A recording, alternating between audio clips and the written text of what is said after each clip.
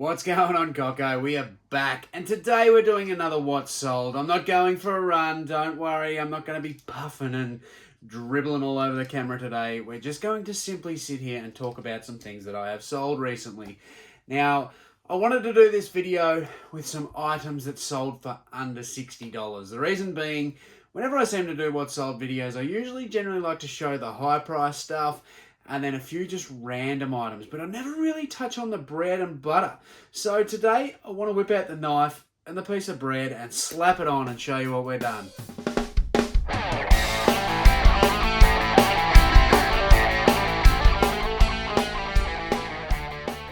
yeah. So the first item I want to talk about is this car manual here. It's for a Datsun, and I picked this up at a garage sale for $2 and sold it within a few days. Now, these items are definitely something to keep your eyes out for. Some of these car manuals, the hard covers from the 90s, the 80s and 90s, can go for crazy money.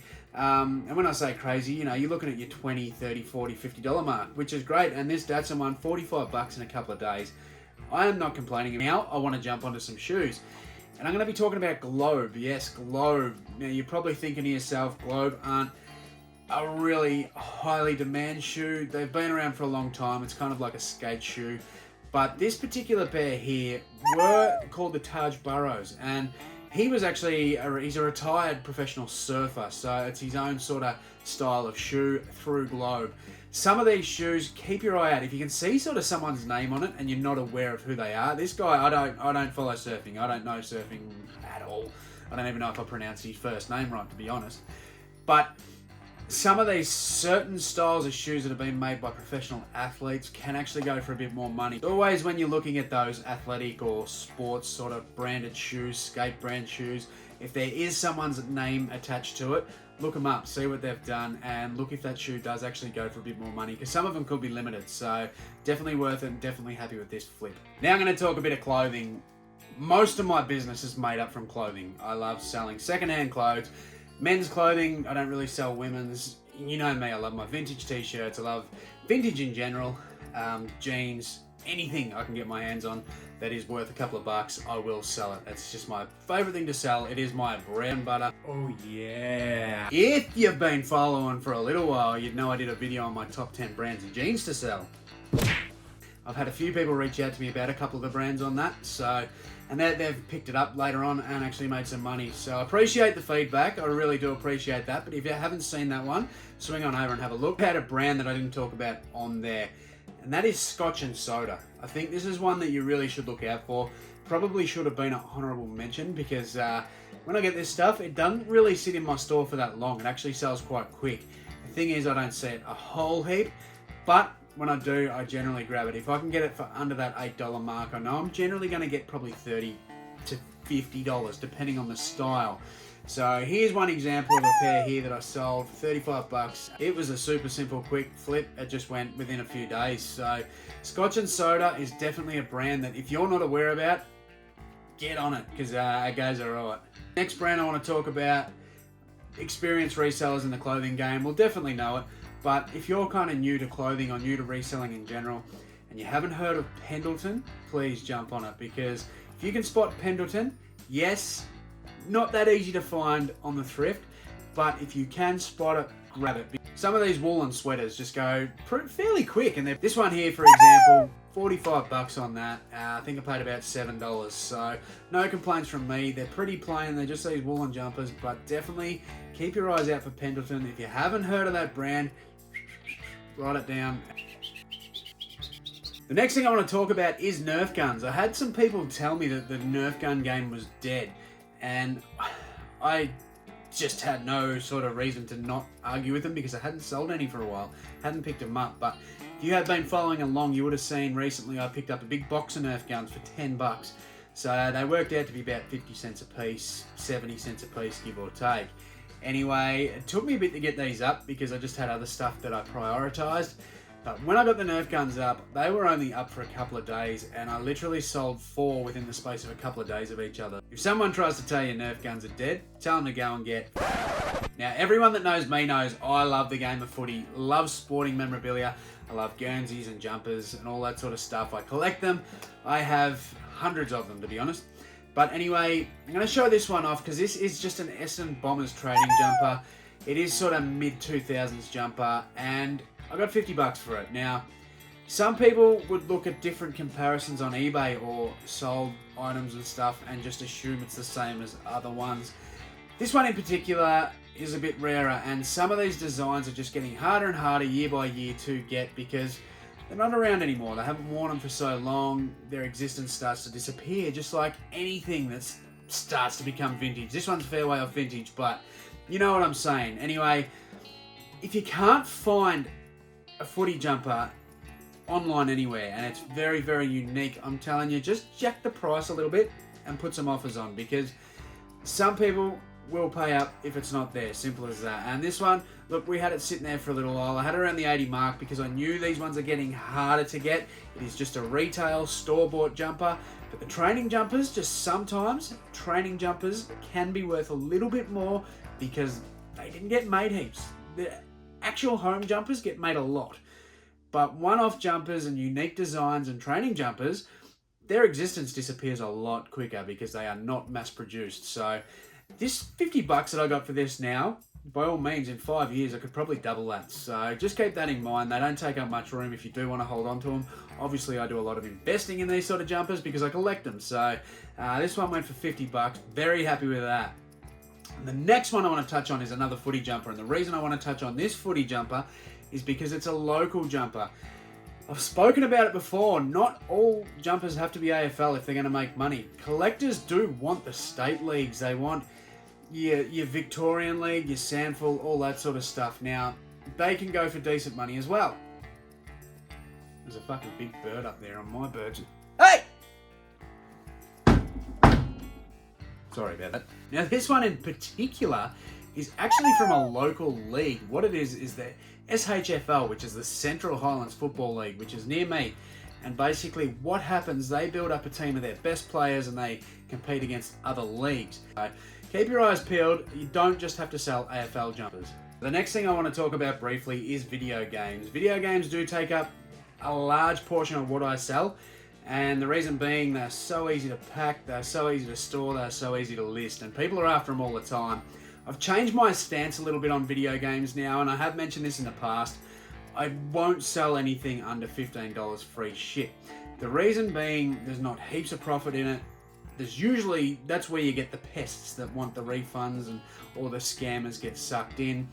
eBay now are forcing you to update tracking, so you have to have a tracking number if you just do a standard delivery.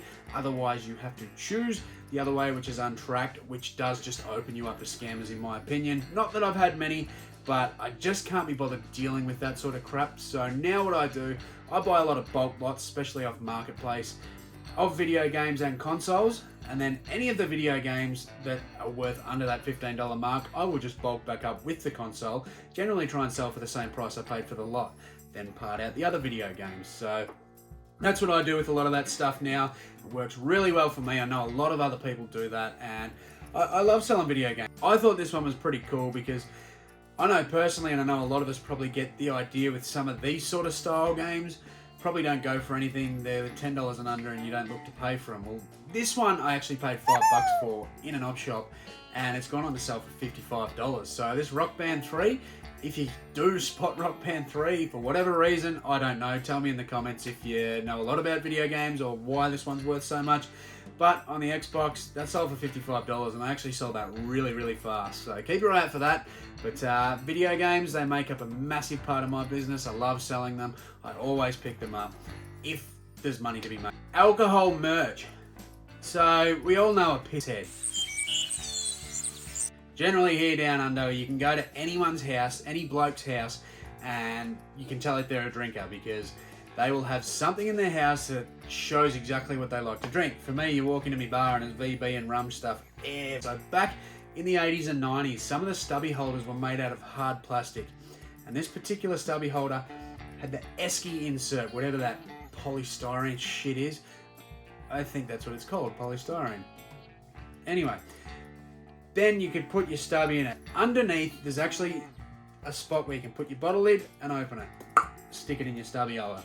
Anyway, I smacked this one up for 50 cents at an Oppie and ended up going on the sale for $50. So any sort of bar, beer merch, anything like that, really look at it, especially vintage. And some of these stubby holders, these big thick plastic stubby holders, there's nothing worse than drinking out of one. They're a pain in the ass, but people collect them. They are massive, they're really, really thick. So you're gonna notice them. They're made of hard plastic and they have that poly, whatever the fuck it's called, inside of it. So keep your eye out for the beer merch.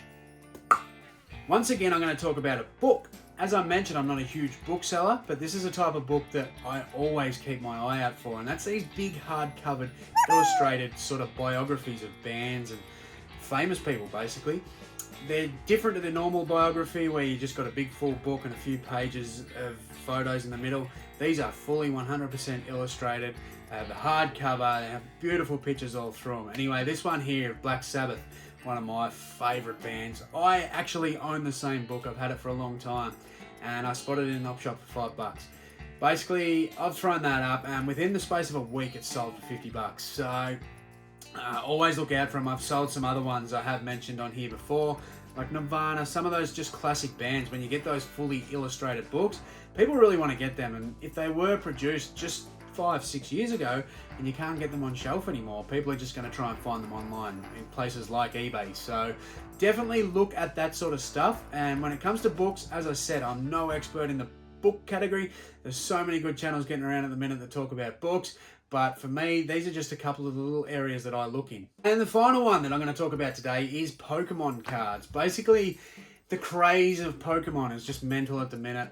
But a lot of people are slipping their lid right into the Pokemon scene without any knowledge, and they're coming unstuck, because to me, if you buy a sealed product Pokemon box only with pure intention to flip, you're probably going to lose money. It's not a flipping thing, it's a gamble. That's all you're doing, you're gambling. If you buy a sealed box of anything, you are gambling, simple as that.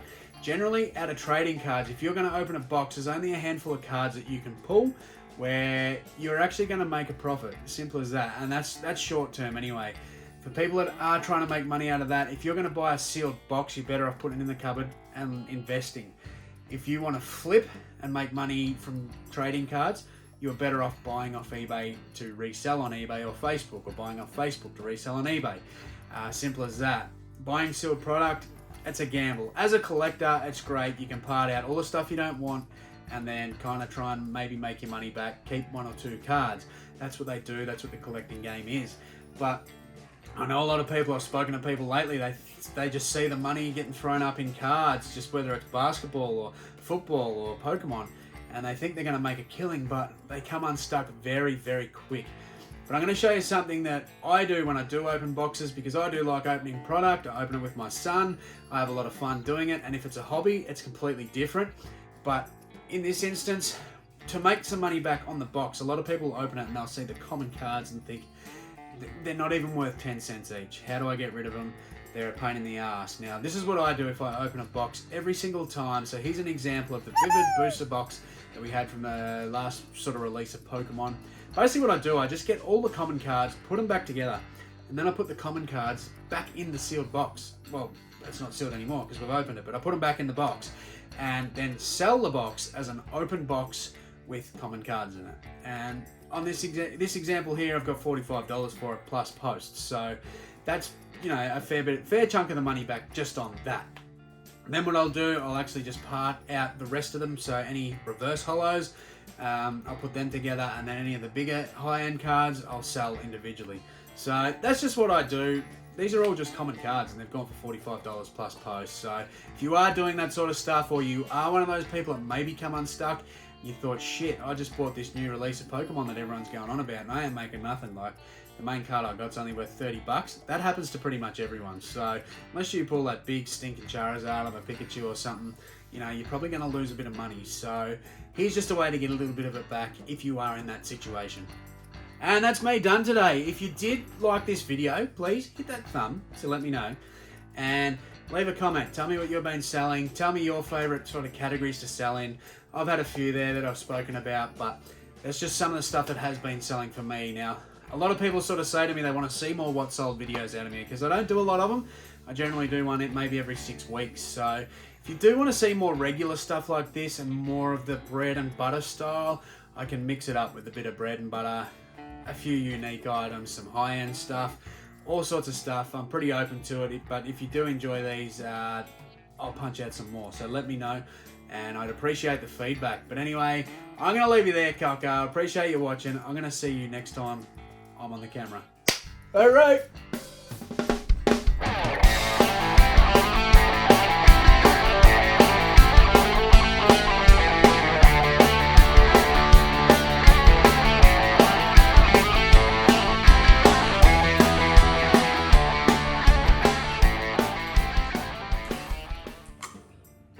Oh, I fucking fell on the floor.